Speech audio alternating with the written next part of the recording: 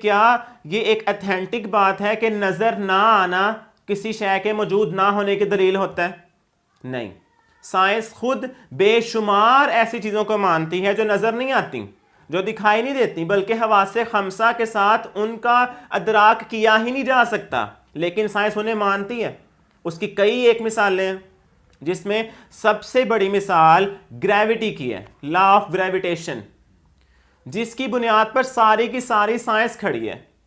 Isaac Newton نے یہ theory, یہ نظریہ گریوٹی کے حوالے سے 1687 میں پیش کیا تھا، یعنی 1687 میں، اور اس سے لے کے آج 2021 تک 334 سال گزر گئے، لیکن سائنس گریوٹی کو دکھا نہیں سکی۔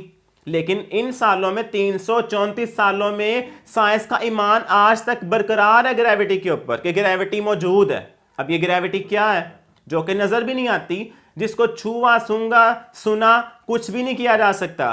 حواس خمسہ سے گریوٹی کا ادراک ناممکن ہے، لیکن سائنس اسے کیوں مانتی ہے؟ گریوٹی ایکچولی ہے کیا؟ یہ زمین کہاں پہ کھڑی ہے؟ کسی سہارے پہ؟ نہیں۔ سورج کہاں پہ کھڑا ہے؟ کسی سہارے پہ؟ نہیں۔ چاند کہاں پہ کھڑا ہے؟ کسی سہارے کی بنیاد پر؟ نہیں۔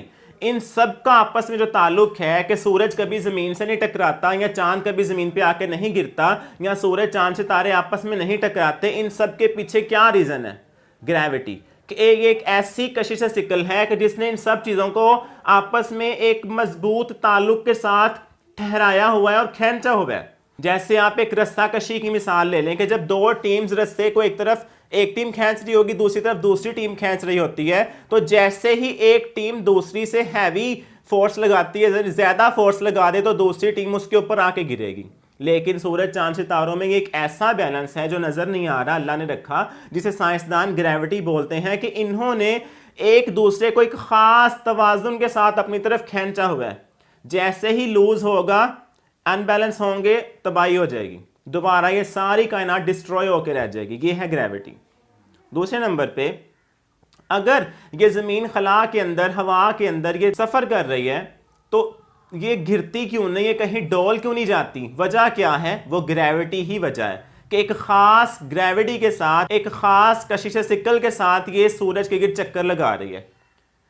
اور پھر ہم زمین پہ کس طرح کھڑے ہیں، کس طرح ہم یہاں پہ کام کر رہے ہیں؟ چونکہ زمین گول ہے، جب ہم اوپر والی سطح پہ اگر ہم یہاں پہ ہیں، تو جو لوگ نیچے ہیں زمین کی دوسری طرف، وہ گر کیوں نہیں رہے؟ اور جب زمین گھومتی ہے تو ہم نیچے چلے جائیں گے، وہ لوگ اوپر آ جائیں گے، تو وہ کیوں نہیں گرتے؟ وجہ کیا ہے؟ کیونکہ زمین نے ایک خاص مقدار کے ساتھ، ایک گریوٹی کی خاص مقدار کے ساتھ ہمیں اپنی طرف کھینچا ہوا ہے۔ یہی وجہ ہے کہ زمین پر سب کچھ موجود ہے۔ ہوا کے اندر، خلا کے اندر زمین جب تیر رہی ہے تو کوئی پرابلم نہیں آ رہی ہے۔ اس سب کچھ کی بنیاد ہے گریوٹی، جسے سائنس نے ثابت کیا، اور سائنس اس پہ مانتی بھی ہے اس کو۔ لیکن 334 سال پہلے آئزک نیوٹن نے گریوٹی کے بارے میں بتایا تھا۔ آج تک سائنس اس کو نہیں دکھا سکی، لیکن ایمان اس پہ ہے۔ کیوں؟ یہ بھی تو ایک ایسی چیز ہے جو نظر نہیں آتی ہے۔ تو خدا کی ذات بھی موجود ہے، لیکن وہ نظر نہیں آتی، تو اس پر بھی ایمان رکھا جائے گا۔ جس طرح گریوٹی نظر نہیں آتی، لیکن اس پہ ایمان رکھا جا رہا ہے۔ نظر آنے کی کیا بات ہے؟ اس کو سونگا، دیکھا یا سنا کچھ بھی نہیں کیا جا سکتا، چھوا بھی نہیں جا سکتا، صرف حساب کتاب کے اندازوں کے ساتھ اس کے بارے میں بتایا جاتا ہے کہ یہ موجود ہے۔ تو اللہ تعالیٰ کو بھی اس کی صفات کی بنیاد پر ہی مانا جائے گا کہ وہ موجود ہے، جس طرح سے گریوٹی کو اس کی صفات، اس کی کریکٹرسٹکس کے بنیاد پر، اسی بیس پر مانا گیا کہ وہ موجود ہے۔ تو یہ مسئلہ تو یہیں پہ حل ہو گیا کہ نظر نہ آنا موجود نہ ہونے کی دلیل نہیں ہوتا۔ اس کے علاوہ اگر آپ دیکھیں تو کئی چیزیں ایسی ہوتی ہیں جو ایک اعتبار سے ظاہر، ایک اعتبار سے باطن ہوتی ہیں۔ مثلا دھوپ ہے، دھوپ دیکھنے کے اعتبار سے ظاہر ہے، لیکن چھونے کے اعتبار سے، سننے کے اعتبار سے باطن ہے۔ نہ وہ سنی جا سکتی ہے، دھوپ کی کوئی آواز نہیں ہے، نہ وہ چھوئی جا سکتی ہے، دھوپ کو ہم چھو نہیں سکتے، یعنی روشنی کو، سورج کی روشنی کو، لیکن وہ دیکھی جا سکتی ہے۔ تو ایک اعتبار سے ظاہر، ایک اعتبار سے باطن۔ اس کے علاوہ بے شمار ایسی مثالیں ہیں۔ درد ہے، محسوس کرنے کے اعتبار سے ظاہر ہے، لیکن چھونے کے اعتبار سے، دیکھنے کے اعتبار سے باطن ہے۔ عقل محسوس کرنے کے اعتبار سے ظاہر ہے، لیکن چھونے کے اعتبار سے باطن ہے۔ سایہ ہے، چھاؤں ہے، چھونے کے اعتبار سے باطن، دیکھنے کے اعتبار سے ظاہر۔ تو ایسی بے شمار چیزیں موجود ہیں جو ایک اعتبار سے ظاہر ہوں گی اور ایک اعتبار سے باطن ہوں گی. خدا کے بھی دو نام ہیں, ظاہر بھی اور باطن بھی, یعنی اس کے بے شمار ناموں میں سے دو نام ظاہر اور باطن بھی ہیں. یعنی اللہ تعالیٰ اپنی صفات کی بیس پر ظاہر ہے, اس کے نشان کائنات میں موجود ہر شے میں نظر آتے ہیں, تو وہ اپنی صفات کی بیس پہ ظاہر بھی ہے, اور اپنے وجود کے یعنی حقیقی وجود کے اعتبار سے چونکہ وہ آسمانوں کے اوپر ہے اس لیے وہ اس اعتبار سے باطن ہے.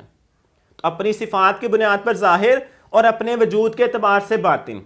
جس طرح دنیا کے اندر بھی ہمیں کئی ایک چیزیں ایسی ملیں گی جو ایک اعتبار سے ظاہر ہوں گی اور ایک اعتبار سے باطن ہوں گی, لیکن ہم ان پہ ایمان رکھتے ہیں کہ وہ چیزیں موجود ہیں, تو اس لیے ظاہر اور باطن کی صفتوں کو لے کے ہم انکار نہیں کر سکتے. بس کسی شے کے بارے میں یہ جان لینا کافی ہے کہ وہ کسی نہ کسی ایک اعتبار سے ظاہر ہے, بس اس پہ ایمان رکھا جائے گا, اور اسی پہ سائنس بھی ایمان رکھتی ہے.